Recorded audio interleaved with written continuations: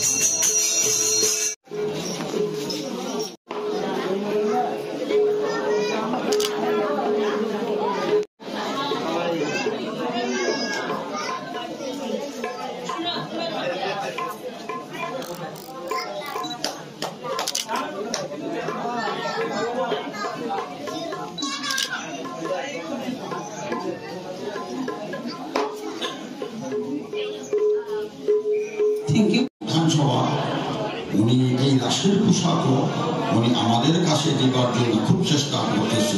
ঠাকুরের আশীর্বাদ, ভগবানের আশীর্বাদ করুন, ঠাকুরের আশীর্বাদ করুন, সবাই যেন আশীর্বাদ করুন। আমাদের রঞ্জিত দেববর্মা বিধায়ক আমাদের রাষ্ট্রের জন্য সে প্রত্যেক বছর হইল, সামনেবার দেখেন আরো একটু উজ্জ্বলতা হতে পারে ঠাকুরের আশীর্বাদে, এই আশা আমি রাখি। কিন্তু আমাদের রাস প্রতি বছর আমাদের রাস হইতেছে এখানে বামুটিয়া, বিশালগড়, ধর্মনগর, তারপরে কৈলাসর, কমলপুর যা আছে সকল এই সাব ডিভিশন থাকে লোক আছে। কিন্তু আমাদের একটা গর্ব, প্রতি বছর যে আমাদের এখানে রাস হইতেছে গৌরনগরে, সারা ত্রিপুরাতে, মণিপুরে 84টি গ্রাম আছে। এই গ্রামের মধ্যে গৌরনগরে যাই একটা আমরা করতেছি কোনো গ্রামে করতে পারে না, আপনারা সকলেই জানেন। কিন্তু সকলের আশীর্বাদে আপনারা আজকে রাত দেখবো বলে প্রতিজ্ঞ নিয়ে মা বোন ভাইরা যখন আছে, এটার মতো আনন্দ আমরা কোনখানে পাই কেন? এইসব একটা অনুষ্ঠান হইলে এটারে কয় স্বর্গতি, সাধু ভাষায় কয় স্বর্গতি, গীতায় ভাগবতে কইতে আসে স্বর্গাতং স্বর্গতিছাং নিত্যন্তং গীতন্তং বাদ্যতং, যেটা বলে স্বর্গতি হয়। যখন গান গায়, যখন ক্যাম্পারে উঠে, যখন খেলাতে যায়, তখন বাড়িতে কোনো অসুখ কেউ বুঝতে পারে না, সেই আনন্দ। সেই জন্য বৎসরে আমরা একবার করি। এর জন্য আপনার কাছে আমার খুব অনুরোধ, প্রতি বছর যত আপনারা আসিয়ে আমাদের রাসকে উদযাপন আপনারা সকলের আশীর্বাদ। এর জন্য আমি সকলের কাছে নমস্কার করি। আমার পিছনে আরো দানি গুণী লোক আছে, এরা আরো আপনাদের কাছে নানা রকম রাসের কথা, সমাজের কথা, দিয়ে এরা দেখবে। আর এরার কথা আপনারা মূল্যবান কথা বলবেন, আপনারা শুনবেন। আমি এটুকু এত একটা বড় উৎসব এই রাস পূর্ণিমা, এই 51তম রাস যে চলছে এখানে পূর্ণগরে, এখানে আমাকে নিমন্ত্রণ করার জন্য। এর আগে আমি গ্রামে এসেছি, আমার বোন দিলতা সিনহা আমাকে বলেছিল আমাকে এই গ্রামটা পরিদর্শন করার জন্য। আমি সেদিন এসে গ্রামের অনেক বয়স্ক তাদের সঙ্গে আমার কথা হয়েছে। আমি কথা দিয়েছিলাম, এই গ্রামটা দেখার পর আমার খুব কষ্ট লাগলো। কিছুদিন আগে আমাদের বিধানসভা মাননীয় বিধায়ক বিরোজিৎ সিংহের সঙ্গে আমার দেখা হয়েছিল আমাদের একটা মিটিংয়ে। সেই মিটিংয়ে উনি আমাকে বলছিলেন যে ভাই, আপনার বিধানসভা কেন্দ্রে গৌরনগরে একটা মণিপুরি বস্তি আছে, মণিপুরি গ্রাম আছে, আপনি একটু দেখেন। আমি বললাম আমি সেই গ্রামে গিয়েছি দাদা, এবং এখানে বিনোদা সিনহা আছে, ওর বোন, ওর সঙ্গে আমার প্রায় কথা হয়। আমি ওটা বলছিলাম, আমি আপনাদের সামনে সবার সামনে বলছি, যেদিন আমি আপনাদের গ্রাম পরিদর্শন করেছিলাম সেদিনে বলে গিয়েছি যে ওইখানে একটা নাট মন্দির, ওই নাট মন্দিরটা ঠিকভাবে বানানো হচ্ছে না, কিছু ওই নাট মন্দিরটাকে আমি ঠিক করে দেওয়ার জন্য ইতিমধ্যে আমার এমএলএ ফান্ড থেকে ওই নাট মন্দিরটা তৈরি করার জন্য যত টাকা প্রয়োজন, যত লক্ষ টাকা প্রয়োজন সেটা আমি রেখে দিয়েছি, এবং ইঞ্জিনিয়ারকে আমি বলেছি ওই নাট মন্দিরটা কিছুদিনের ভিতরে উনি আসবেন এখানে। আর আজকে এখানে আসার পর যখন এই মেলা পরিচালনা বীর সিংহ মহোদয় উনি বললেন এই রাজনীতি করতে তাদের পোশাকের প্রয়োজন, পোশাক অনেক দাম, সেটা কেনা তাদের পক্ষে সম্ভব হচ্ছে না।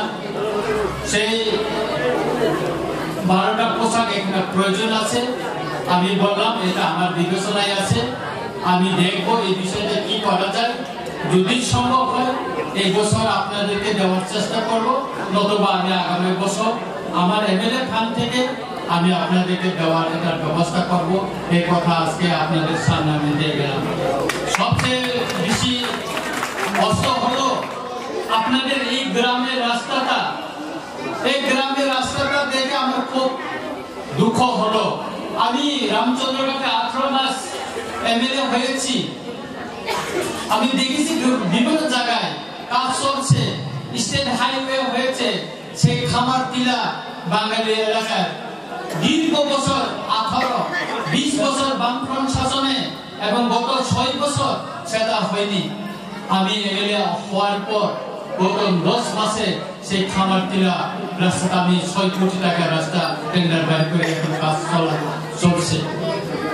তেমনি ভাবে কামিনীপাড়া রাস্তা বঞ্চিত, সেটাও বাঙালি গ্রাম, সেটা এখন কাজ চলছে, সেটাও 5 কোটি টাকার উপর এখন রাস্তার কাজ চলছে সেখানে। তেমনি সেই গঙ্গারেশ্বরা চৌমুনি থেকে খাস কল্যাণপুর, সেই দারিকাপুর, পশ্চিম দারিকাপুর, সেটা সেখান থেকে হয়ে গড়ামতিরা লাগবে। এইভাবে নারায়ণ চৌমুনি থেকে এখানে আমি এমএলএ হওয়ার পর প্রায় 200 কোটি টাকার আমার বিধানসভা কেন্দ্রে আমি বপ্পেনের বিভিন্ন উন্নয়নমূলক কাজে আমি বাজেট এনেছি, কিন্তু বঞ্চিত রয়ে গেল এই গৌরনগর এলাকাটা। আমি আপনাদেরকে কথা দিচ্ছি, আমি বোনকেও বলছি, আমি কিছুদিনের ভিতরে ইঞ্জিনিয়ার নিয়ে আসবো এটাকে দেখার জন্য। শুধু এমএলএ আসলে হবে না, এখানে ইঞ্জিনিয়ারকে আসতে হবে, নামতে হবে, রাস্তাটা কি চাইছে। একটা অনুরোধ থাকবে সবার কাছে, এই গ্রামের লোকের কাছে আমার একটা অনুরোধ থাকবো যে আমি রাস্তা করতে গিয়ে এখন বিভিন্ন জায়গায় সমস্যা হচ্ছে, কেউ জায়গা দিতে চাচ্ছে না। আপনাকে মনে রাখতে হবে সরকারের একটা গাইডলাইন রয়েছে, সেই গাইডলাইন অনুসারে 4.5 মিটার রাস্তা এবং প্লাস আপনাদেরকে ড্রেন নিতে হবে, নইলে এখানে রাস্তা করা যাবে না। অনেক জায়গায় রাস্তার কাজ বন্ধ হয়ে গেছে, 37 কোটি টাকার রাস্তার কাজ, অনেক জায়গায় জুট জমি, অনেকে রাবার বাগান, অনেকে ঘর চলে গেছে, কিন্তু স্টেট হাইওয়ে থেকে তাদেরকে কম্পেনসেশন দেওয়ার কোনো সুযোগ নেই। তবু আগামীকাল আমি ভিজিট করবো জায়গাটা, তাদেরকে অন্য স্কিম থেকে কিভাবে সহযোগিতা করা যায়। তাই আমি আপনাদের কাছে অনুরোধ করব, আপনাদের এই রাস্তাটা আমি করে দিব। আমি আপনাদেরকে কথা দিলাম, আমি ইঞ্জিনিয়ার নিয়ে আসবো, যাতে আপনাদের যখন এখানে কাজ আছে, সেনশন হয়, মজুরি হয়, তখন যাতে আপনারা রাস্তা যেন জমি যতটুকু প্রয়োজন সেই জমির ব্যবস্থা আপনারা করবেন, এই দায়িত্বটা আপনারা নেবেন। আর এখানে সেনশন করে দেওয়ার দায়িত্বটা সেটা আমার রইল। তাই আমি আরো অনুরোধ করব, বিধানসভায় সামনে আমাদের বিধানসভা অধিবেশন চলবে। এই বিধানসভায় যদি আপনাদের এলাকার সমস্যা তুলে ধরার জন্য কোনো কিছু কোয়েশন বা প্রশ্ন যদি থাকে, আপনারা আমাকে দিতে পারেন, আমার হোয়াটসঅ্যাপে পাঠিয়ে দেন। আমি বিধানসভায় আপনাদের মণিপুরীদের দুঃখের কষ্টের কথা আমি তুলে ধরব। কিছুক্ষণ আগে আমি জয়দেব বাবুর সঙ্গে আলোচনা করলাম, যখন আমি এখানে আছি, এখানে মণিপুরি প্রায় 100 বছরের উপর হয়ে গেছে এখানে, কিন্তু ওদের জমির পাট্টা বা জমি রেজিস্ট্রেশন করতে পারেনি। আমি বুঝতে পারিনি কেন এই মণিপুরি গ্রামের লোকেরা জমি রেজিস্ট্রেশন করতে পারেনি। এই ব্যাপারে আমাদের ডিএম চন্দ্রের সঙ্গে আমি কথা বললাম, উনি বললো এই ব্যাপারটা আমি জানি না, এটা সেটেলমেন্ট ব্যাপারটা জানি। এর জন্য আমি কয়েকদিনের ভিতরে আমি একটু সময় করে, একটু আমার সময়ের প্রয়োজন আছে, আমি এখানে কিছুজন মুরব্বীকে নিয়ে এসডিএম অফিসে যাব এবং এখানে জমির কি সমস্যা, কি কারণে এখানে মণিপুরীরা এখানে জমি রেজিস্ট্রেশন করতে পারে না, সেই বিষয়টা আমি স্পষ্ট জানতে চাইব। সেই জন্য আপনাদের সহযোগিতা প্রয়োজন। তাই আমি আর কথা বেশি দীর্ঘায়িত করব না। বাংলা আমার মাতৃভাষা না, আমি মণিপুরি ভাষাও জানি না। আমি আপনাদের এই রাস উৎসবে আজ প্রথম হয়েছি, তাই আমার কাছে কিছু নেই। আমি দাদাকে বলবো, বাবাকে আপনাকে বলবো যে আপনি একটু আসেন, এদিকে দাঁড়ান। আমি আপনাদের জন্য কিছু নিয়ে আসতে পারিনি, আমি অল্প টাকায় 5,000 টাকায় আপনাদের রাস উৎসবের জন্য নিয়ে এসেছি, ওটা আমি ওনার কাছে আজকে আপনাদের যদি রাস উৎসব হয় আপনারা আমাকে একটু আগে জানাবেন, মাঝখানে আগে জানাবেন। আমার তরফ থেকে, আমার ব্যক্তিগত তরফ থেকে, এবং আমি যতটুকু সম্ভব আপনাদের এই রাস উৎসবের জন্য আমি সহযোগিতা করব।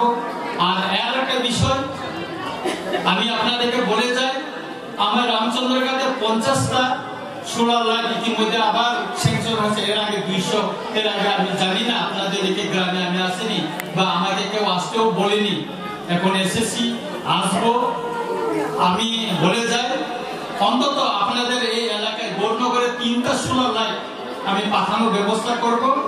ওটাই এই 3টা সোলার লাইট আপনারা লাগাবেন, সেটার দায়িত্বটা আপনারা নেবেন। আমি 3টা সোলার লাইট আপনাদেরকে পাঠিয়ে দেব। আমি আর দীর্ঘায়িত করবো না। আজকে এই রাস উৎসব সুন্দর হোক, এটা সাকসেসফুল হোক। আমি চাই মণিপুরীদের কালচার আরো উন্নত হোক, দীর্ঘায়িত হোক। এই কথা বলেই আমি আবার সবাইকে ধন্যবাদ জানিয়ে আমার কথা শেষ করছি। সবাইকে নমস্কার, প্রণাম।